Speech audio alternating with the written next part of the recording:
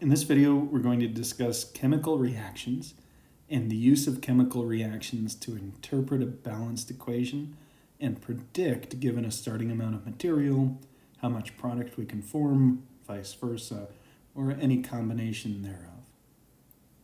A balanced equation in a chemical reaction will always show us the simplest ratio of elements, molecules, ions, or other chemical substances that react with each other to form products.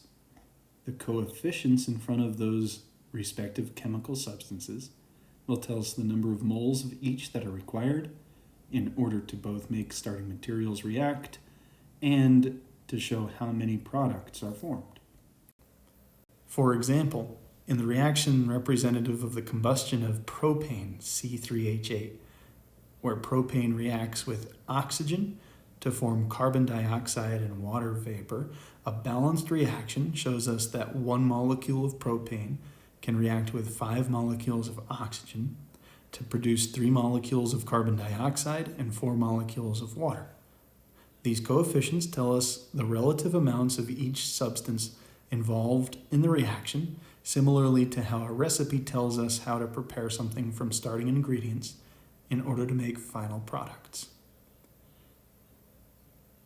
This quantity, represented by coefficients in a balanced reaction, tells us both the precise number of all of the reactants necessary to make a certain number of each type of product, and it can tell us the ratio of reactants to products.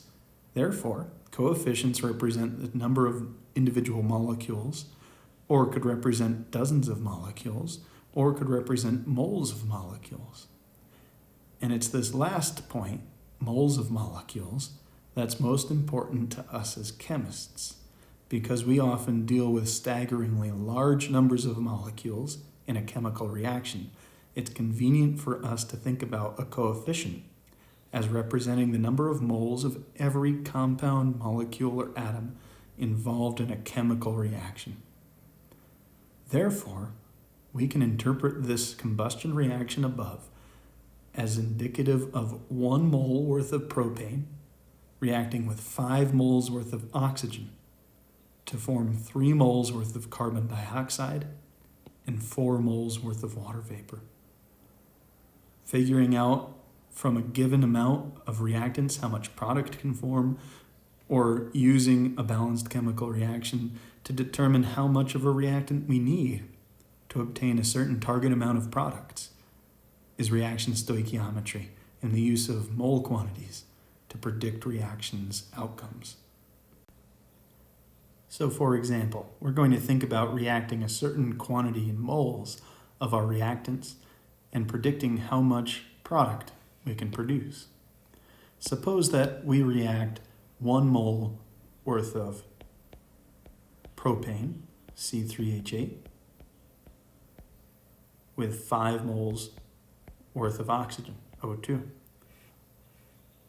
Our balanced chemical reaction tells us to expect 3 moles worth of carbon dioxide and 4 moles worth of water. Like a recipe, if we double a recipe, we expect double the yield in terms of products for a chemical reaction. If I doubled my recipe for the combustion of propane and reacted instead 2 moles worth of propane with 10 moles worth of oxygen, I might expect to produce 6 moles worth of carbon dioxide and 8 moles worth of water vapor. Similarly, cutting a recipe in half halves the amount of product or end result that we can make. If we reacted just a half a mole worth of propane with, say, 2.5 moles worth of oxygen, we might expect to produce only 1.5 moles worth of carbon dioxide and 2 moles worth of water vapor. Ultimately, then, we can say that a balanced reaction's coefficients help us convert from moles of one substance to moles of another. These coefficients will provide us with conversion factors that we can use to move from what we know about one substance in a chemical reaction to what we can expect from another substance in the same chemical reaction. We can use information about what we know, which could include reactants or products, to figure out something about any other reactant or product quantity in a chemical reaction. Suppose, for example, that in this reaction, we want to know how much propane we're going to require to produce 15 moles worth of water vapor. Like other conversion factors that we've done working with moles, we can start by writing out what we know about a starting quantity and look to convert that starting quantity into a target value. Here, we're given that we want 15 moles worth of water vapor produced. And what we would like is to know how many moles worth of propane are required to make that happen. So what we're after is converting moles of water into moles of propane. We set up a conversion factor that gets rid of our starting units, which are moles of water, and converts into moles of our target units, propane. Our conversion factor in this case is going to be built from coefficients of a balanced chemical reaction. This will be the easiest conversion factor that we can build this semester, because all we have to do is look to a balanced reaction to get numbers for this conversion factor. To go from moles of water into moles of propane, we fill in this conversion factor with respective coefficients from the equation above. The coefficient in front of propane, C3H8, is 1. So I'm going to place a 1 here in this conversion factor's numerator. The coefficient in front of water vapor is 4. So I'm going to place a 4 in the denominator of this conversion factor.